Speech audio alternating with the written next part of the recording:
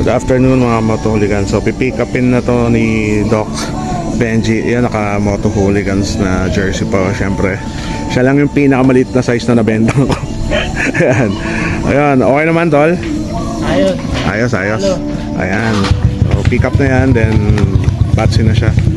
Ito naman, nagpalit ng gulong si Ray sa CR152 niya. So ginawa na rin natin tubeless yan.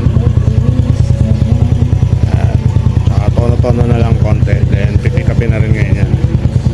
Alright, good afternoon mga kamoto hooligans. So kamusta naman ang putik ni Simon sa likod? Ayan. So saan kayo galing? Patay mo muna yan, ingay. I'm sorry.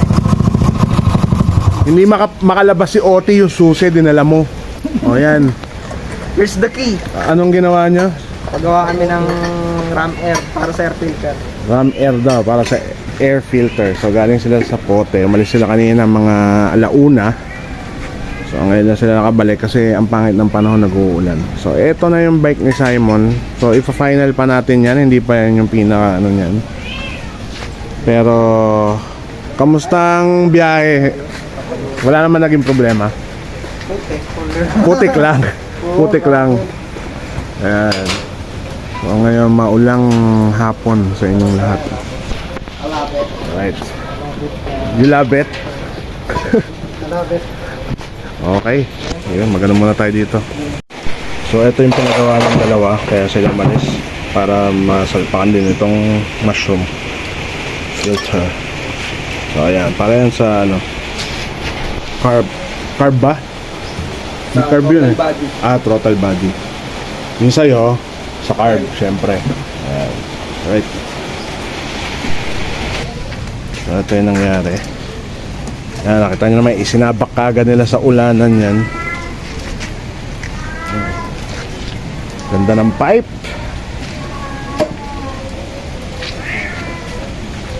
Pinagtitinginan ka ba, Simon? Iputoy kanina, hindi ko mabilang yung ano eh, nabali yung leg. Oo. Ina naman kasi, oh. Wala nga palang gauge ngayon yan. Kakabit pa ba yung gauge? Ayaw ko eh, pero Palitan na natin maliit. mga essential. Wala naman natin.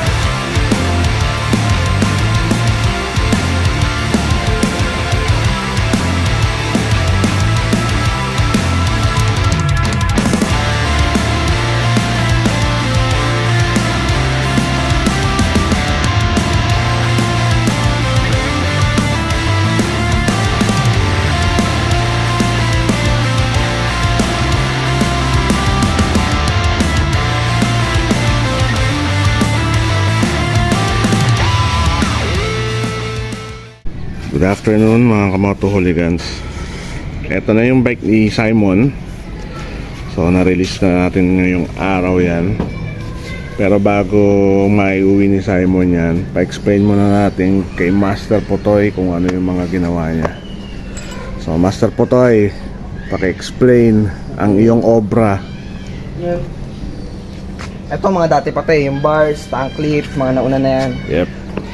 Ang ngayon na ginawa natin, halos lahat puro panlikod. Nag-extend tayo ng swing arm, So ilang inches yan? nasa 6 6 o 7. inches. Okay. Nag-extend tayo ng swing arm, as is pa rin yung tapalodo, pero kinatay lang. Kasi pag hindi natin kinatay, lahat sasayad to. Okay. Lahat na nandito. Extend na swing arm, nagpalit tayo ng rim set. Rim set. Kinonvert yung bracket ng caliper. Okay. Dahil nag-extend, nag-lomover din siya. So, pina-reposition tong resonator, tas kinalkal na rin to. Okay. Tas dalawa na yan, dalawa na yung elbow. Tas tong pipe, Yung pipe is bracket. yan, design yan. Ito yung dating kabitan ng shocks. Dahil na-extend siya, nilipat natin dito. Okay. Tas tinigasan din natin yung shocks. Bago yun yung shocks. Bago. Siyempre, Owens yan. Tapos naglagay din tayo ng plate sa ilalim ng seat. Okay, para walang kitang ano. Wala na yung filter na rito, airbox. Ito na yung pinaka-filter na ngayon. Ayan, okay. Parang may pagka-ram air. Ito yung pinakita ko kahapon na ano nila, yung elbow. Forma nila. Headlight, lever, pang Harley to, di ba? Halos pang Harley to. Plug and play yung mga pin, pero may onting conversion sa loob. May katay-katay yan. Siyempre, yung handle grip niya. Yung headlight, ayan. Maliit, pero papalitan pa natin yan ng bulb para mas maliwanag. 19 ang gulong sa harap, sabay 16 sa likod. Okay. Parehas Foxconn. Rim set yan. Okay. So, kay Red Indian natin nakuha, tama, ni Simon. Yan. Tapos, ang bago dito, yung bandana. So, syempre, yung filter, nilagyan natin ng MHG. Tapos, ano pa? Yung sa mechanic stall, sa mga ilaw toy. Sa ilaw, sa likod. Yun. Ano na siya, bullet light na Bullet na sobrang mini. Oo. Andyan na yung signal, andyan na yung brake light. Lahat andyan na. Okay. So, yan na makikita. Wala siyang taillight talaga na malaki or nakalabas. Yan yung plate number. Tagilid, syempre illegal yan. Illegal yan. So, Pero nilagay ko pa rin yung plate light. huwag nang gagayahin yan mga ka-rider ha. Malakas lang loob ni Simon talaga. Bash tayo dyan. Pero kung anong gusto ng kliyente, yan ang gagawin natin. So syempre, may decals pa. Shoutout kay Papi Lloyd sa Decals by D. Pero hindi na po decals yan. Paint na yan. Yan. Kahit kutkutin mo yan.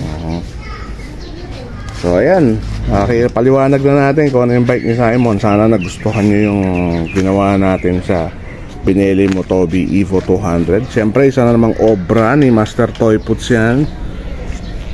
Right. So Simon, ikaw, anong masasabi mo?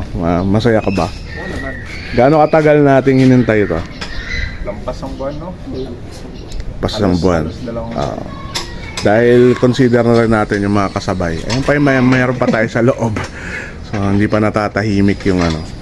Sa mga mag-e-extend, pag nagpa-extend matic, buong panlikod gagalawin. Hindi pwedeng single lang. So yun, narinig nyo mismo kay Master Potoy yung mga dapat gawin. So sa mga binili mo Motobi Evo 200 owners, yan, ito yung unang-una na makikita nyong ginawang ganito, na naglakas loob katayin yung bagong bike na 2 years pa lang siguro mahigit na ilalabas. So ayan yung pinaka na custom na Benelli. Okay. Alright, so balikan ko kayo mamaya. Yan, good afternoon mga moto hooligans. Yan si Papi Lloyd, tinesting na agad si Luna. So yun nga palang pangalan ng bike ni Simon, si Luna.